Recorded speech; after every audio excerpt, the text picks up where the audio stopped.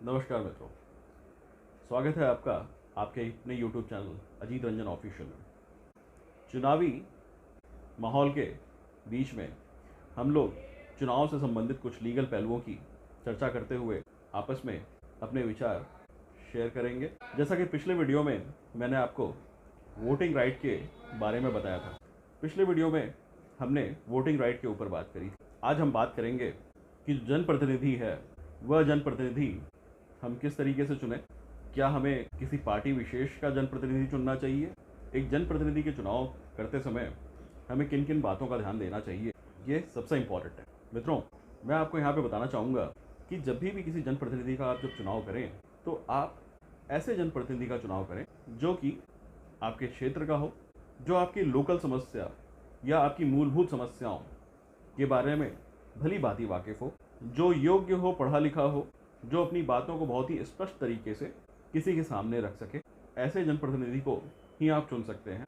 कई बार हमने देखा है, कई बार अक्सर हाँ ये होता ही आया है कि जो चुनाव है वो मुख्य मुद्दों को छोड़कर, जैसा कि आज कल आप देख ही रहे हैं कि जितनी भी चुनाव में उतरी हुई पार्टियां हैं वह मूलभूत मुद्दों को छोड़कर एक दूसरे के ऊपर आक्षेप लगाते हुए अन्य गैर जरूरी मुद्दों के ऊपर ध्यान भटकाने का काम कर रही है। हमें चाहिए कि एज अ देश के नागरिक, द सिटीजन ऑफ इंडिया होने के नाते हमें देखना चाहिए कि मेरी समस्याएं क्या क्या हैं और उन समस्याओं के अलावा देश की समस्याएं क्या क्या हैं, और इन सारे समस्याओं को मिलाकर जो भी कैंडिडेट सूट करे।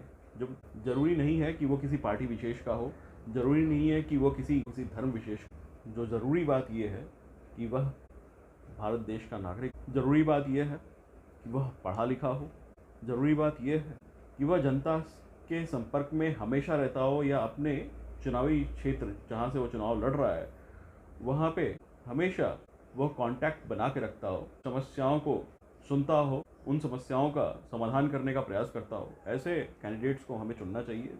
वो हो सकता है कि वो निर्दलीय हो, लेकिन वह योग्य और सक्षम व्यक्ति होना चाहिए। कई बार ये भी बात आती है, लीगल पहलुओं में देखा जाता है कि भाई जो चुनावी कैंडिडेट हैं उनके आपराधिक इतिहास।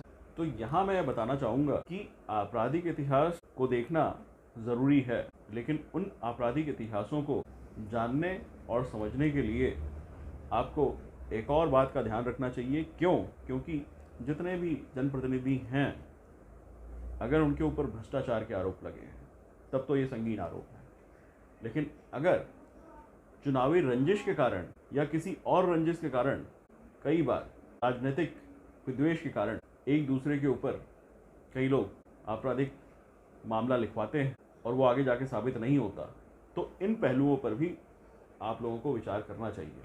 अगर कोई भी कानूनी मामला है जो कि राजनीतिक भावनाओं से प्रेरित है, तो ऐसे में आप उसके ऊपर संयमित तरीके से और विवेकपूर्ण तरीके से विचार कर सकते हैं। लेकिन अगर कोई भी भ्रष्टाचार का आरोप है तो उस पर प्रथम दृष्टया तो आप ये समझ लीजिए कि वो जनप्रतिनिधि जो है आगे जाकर कोई ऐसा कार्य ना करे जो कि भ्रष्टाचार हो, और आपकी समस्याओं पे वो विचार ना करे या उस पर ध्यान ना दे और आप एक गलत जनप्रतिनिधि को चुनकर आगे भेज दें। एक जो सबसे इम्पॉर्टेंट बात है, जो आए दिन लोगों के चर्चाओं में सुनने में आता है कि फला पक्ष ने प्रधानमंत्री का चेहरा आगे किया है, ये व्यक्ति आगे जाके प्रधानमंत्री बनेगा या ये व्यक्ति आगे जाके प्रधानमंत्री बनेगा। मित्रों, हमारे देश में जो लोकसभा का चुनाव है वह प्रधानमंत्री चुनने का चुनाव नहीं है। हम जनता के द्वारा प्रधानमंत्री का चुनाव नहीं कर रहे हैं। इसके लिए विभिन्न तर्क दे सकते हैं लोग, लेकिन हकीकत बात यह है कि आप जो जनप्रतिनिधि चुनते हैं वो जनप्रतिनिधि आगे जाकर जो पक्ष में रहते हैं, जो एक पक्ष में रहेंगे या जो बहुमत में होंगे, वह अपना मुखिया चुन के किसी व्यक्ति को प्रधानमंत्री बनाते हैं, किसी एक जनप्रतिनिधि को ही प्रधानमंत्री बनाते हैं। आप केवल जनप्रतिनिधि का चुनाव कर रहे हैं जो कि आगे जाकर आपकी समस्याओं को सरकार के समक्ष रख सके और उन समस्याओं का समाधान कर सके। इसीलिए जब भी आप चुनाव में किसी भी जनप्रतिनिधि का चुनाव करें तो कुछ क्राइटेरिया बना लें और इन क्राइटेरियाज के एनालिसिस के बाद एक परफेक्ट या योग्य व्यक्ति का चुनाव करें। और अगर आपको लगता है कि जो भी जनप्रतिनिधि आपके क्षेत्र से, चुनावी क्षेत्र से लड़ रहे हैं, वो इस योग्य नहीं हैं जिनको कि आप चुने, तो आप बेशक ही नोटा का प्रयोग कर सकते हैं कि